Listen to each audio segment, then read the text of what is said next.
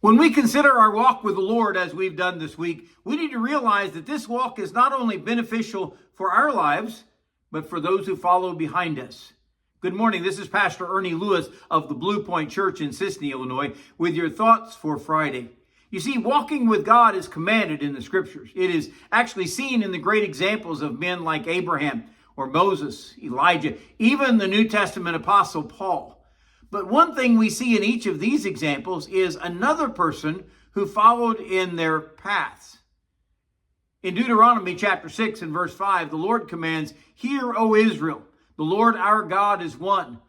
You shall love the Lord your God with all your heart, with all your soul, and with all your strength. And these words which I command you today shall be in your heart. You shall teach them diligently to your children. You shall talk of them when you sit in your house, when you walk by the way, when you lie down, and when you rise up. You shall bind them as a sign on your hand, and they shall be as frontlets between your eyes. You shall write them on the doorposts of your house and your gates." You see, God gave Moses these commands for his people, knowing they were entering a new land, a land that was completely godless, that they needed to be grounded in their walk with God. Now, we are constantly sending out young people from our churches or from our own homes where they need that same kind of grounding in the Word in order to face the godless world that they are entering.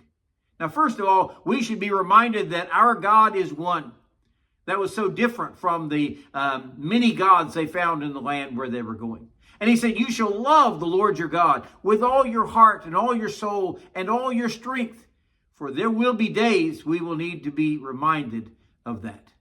These commands, these thoughts, and this passion needs to be placed deeply in our thoughts and in our hearts.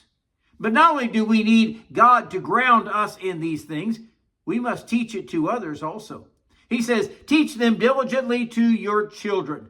You know, we would never send our children out into the world without the protections or the guidance that they need, the wisdom to guard them against evil people.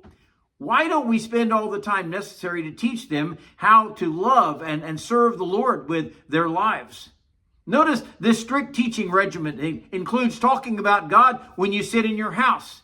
That would be wonderful around the breakfast table or even the dinner table, or in a nightly family devotional time in your home. We are to teach them about God when we walk by the way, when we lie down, when you rise up. You know, these times pretty well permeate all of our daily activities, and that is when we teach our children. You know, we seldom say, "All right, sit down, kids, I'm going to teach you how to treat your neighbor." No, they simply learn that from our example in the way that we treat others. Perhaps we just hope they will learn to walk with God by our example. So, do we take them to church regularly? Do we discuss what we heard at church? Do they witness us praying, even praying for them?